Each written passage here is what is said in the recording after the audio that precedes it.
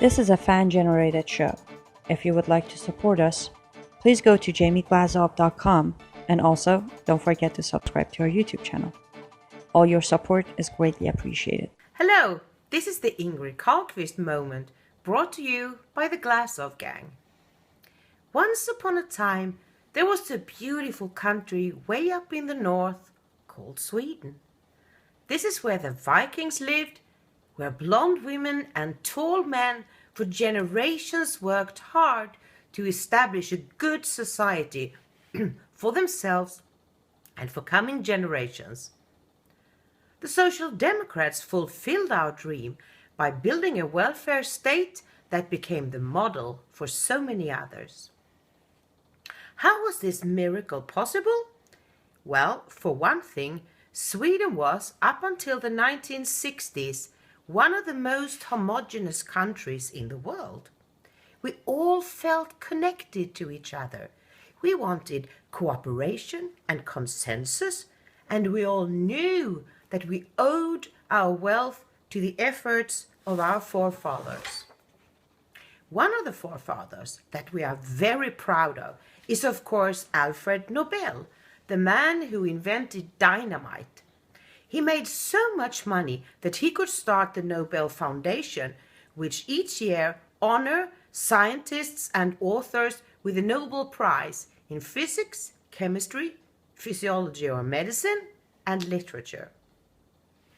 Every December, they come to Stockholm to receive the most prestigious prize in the world. And if they are lucky, they will be greeted by a blonde Lucia with candles and saffron buns. Yes, you might say that we Swedes had it all. And then our politicians decided to change all that. Maybe they thought we were too happy, too rich, and too peaceful for our own good. Or maybe they were just megalomaniac. History will maybe tell why they did it. I just know that in 1975, the Swedish parliament decided unanimously to transform Sweden from a homogeneous to a multicultural society. The politicians never told the Swedes about it. The journalists never wrote about it. And no one ever asked the Swedes if this was what we wanted. And eventually we found out that immigration was 1,000 times bigger than we expected. Eventually we found out that all immigrants don't love the Swedish way and don't want to become just like us. And finally we have understood that if we don't do something right now, Sweden will definitely turn into Absurdistan. Last year, more than 162,000 asylum seekers poured into my country, finally forcing the government to close the borders. But the damage has already been done. Even if Sweden were to never again take another asylum seeker into the country, this country is forever changed. 30% of our population now have some kind of foreign background, and around 10% are Muslims. So many things are rotten in the state of Sweden these days, I can't even begin to tell you about all of them. Just let me mention the crime statistics. Ever since the mass immigration started, Sweden has become a more and more violent society. 2 studies showed that immigrant men from especially the Middle East and North Africa are highly overrepresented in violent crimes such as murder and rape. You might think the government then took action to protect its own people. No way. They stopped all statistics based on ethnicity and religion and went on welcoming these men into Sweden.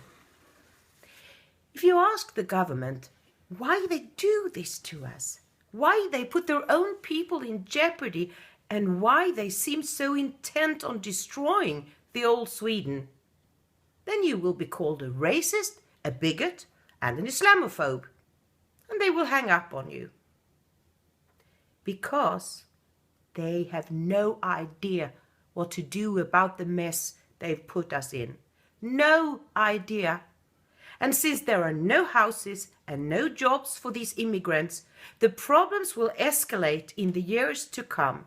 We will see more rapes, more murders, more fires, more cars burning, and less welfare to the old Swedes.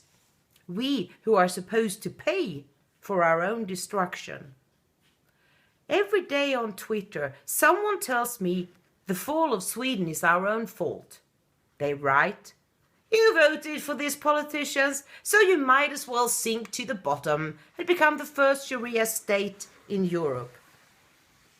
Please don't say that. The only thing we Swedes are guilty of is being too naive and too trustworthy. We could never imagine politicians lying to our faces. We could never imagine the immigration ever getting this big. We could not imagine people coming here intent on changing our whole society, hating us, killing us, and raping us. I assure you, we had no idea. Yes, we were naive and silly, but we don't deserve to perish.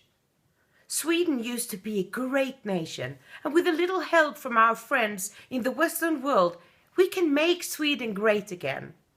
I hope you will help me in this struggle. I wish you all a great 2017.